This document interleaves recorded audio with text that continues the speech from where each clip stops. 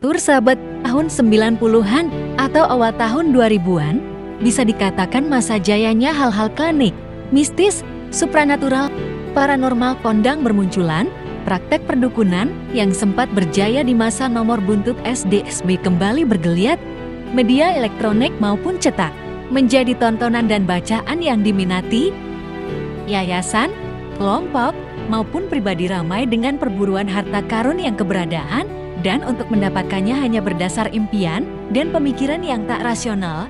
Fenomena tersebut tidak hanya terjadi pada masyarakat biasa saja. Ternyata, penyelenggara negara pun ikut-ikutan bermimpi untuk mencari harta karun.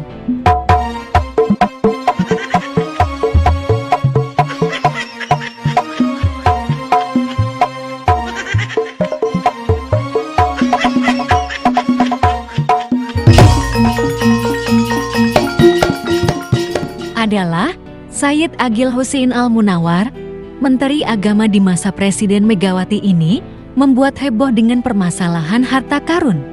Pada tahun 2002, Menteri Agama Sayyid Agil Hussein Al-Munawar mendapat informasi dari seseorang kalau ada bongkahan emas peninggalan harta karun Prabu Siliwangi di Kompleks Prasasti Batu Tulis Bogor. Mendengar hal itu, Sayyid Agil tentu senang. Dia mengklaim kalau emas itu dijual, maka bisa untuk membayar utang negara yang saat itu mencapai 36,4 miliar dolar Amerika. Menurutnya, ia terpilih sebagai orang yang diberi amanah untuk bisa mengembalikannya kepada negara. Pada 14 Agustus tahun 2002, penggalian harta karun dimulai, dipimpin langsung oleh Sayyid Agil. Dari siang hingga malam, hampir 10 jam, penggali berhasil menggali tanah berkedalaman 2 meter, panjang 4 meter, dan lebar 1 meter. Namun, harta karun yang dihayalkan tak kunjung ditemukan. Di saat yang sama, protes masyarakat semakin menguat. Pak Menteri pun menghentikan penggalian tersebut. Mendapat kenyataan misinya tidak berhasil, pada Jumat 16 Agustus, setelah menghadiri pidato kenegaraan Megawati, ia menyampaikan alasan yang kembali tidak masuk akal.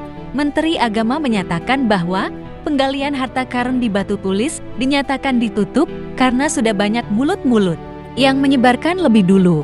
Ia juga mengungkapkan dalam penggalian harta karun tersebut ada pihak-pihak yang tidak ikhlas memberikannya kepada negara. Tetapi ia enggan menyebutkan identitas orang yang dimaksudkannya. Lantas bagaimana tanggapan Presiden Megawati? Menurut Menteri Koordinator Kesejahteraan Rakyat, Yusuf Kala, Presiden telah menegur Menteri Agama dan permasalahan dianggap selesai karena Sayyid Munawar telah menyampaikan permintaan maaf pada Rabu 21 Agustus tahun 2002. Sebagian masyarakat kemudian mengajukan class action, diantaranya Forum Peduli Bogor, menuntut agar Menteri Agama dihukum membayar ganti rugi sebesar Rp1.000. Mereka juga menuntut Presiden Megawati sebagai tergugat 2. Sebagai atasan, Megawati dianggap bertanggung jawab terhadap perbuatan yang dilakukan bawahannya. Penggugat meminta hakim agar memerintahkan Megawati memberhentikan Sayyid Munawar dari Menteri Agama. Menurut para penggugat, semestinya sesuai pasal 26 Undang-Undang Nomor 5 Tahun 1992 tentang benda cagar budaya.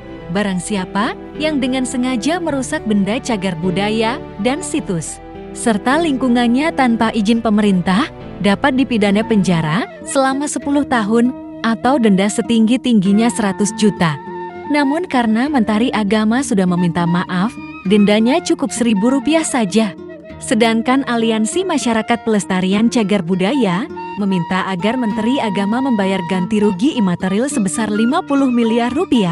Selain itu, juga ganti rugi material berupa biaya operasional sebesar Rp15 juta.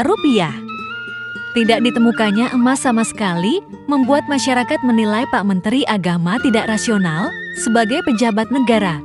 Orang terdidik dan ulama harusnya dia memiliki pikiran logis untuk mengetahui harta karun atau setidaknya menempuh dengan prosedur ilmiah agar tidak merusak prasasti yang dilindungi negara. Meski jelas-jelas telah mengusik cagar budaya dan lolos dari hukuman, namun berselang 6 tahun kemudian, ia dihukum oleh kasus lain. Sayyid Agil Hussein Al-Munawar dituntut hukuman 10 tahun penjara dalam persidangan yang digelar Pengadilan Negeri Jakarta Pusat, Rabu 18 Januari tahun 2008, terdakwa dianggap bersalah karena menyelewengkan dana abadi umat dan secara tidak langsung telah melambungkan ongkos naik haji. Said Agil juga dituntut membayar denda 200 juta rupiah dan ganti rugi 4,5 miliar rupiah. Demikianlah berita dahulu tentang perburuan harta karun oleh mantan Menteri Agama kita.